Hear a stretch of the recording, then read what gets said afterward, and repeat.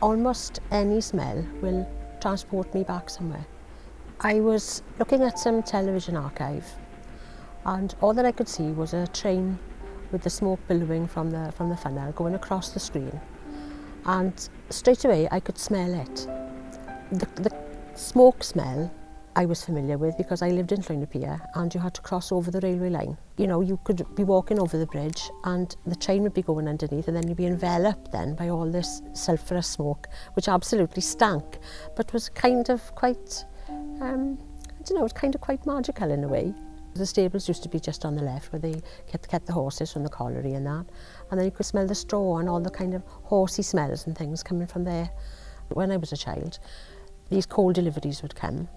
Wherever you went, there was always coal, and in fact I still bear the scars on my knee, not because I've gone scrabbling through a mine, but because I used to walk over a coal tip to get to my school, and I fell one day and I had a couple of bad cuts on my leg, but I wouldn't allow my mother and father to clean them out properly.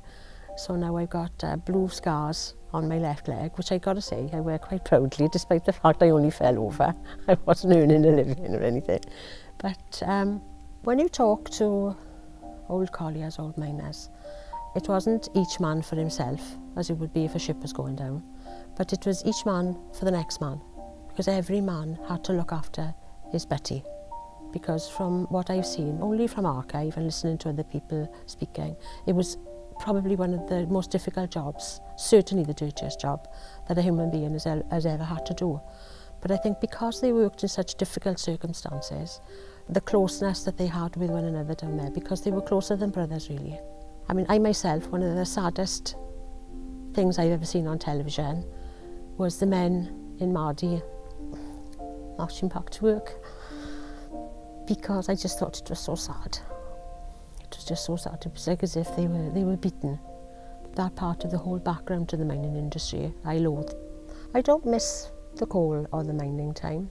What I do miss is seeing people going to work in the numbers that they used to go.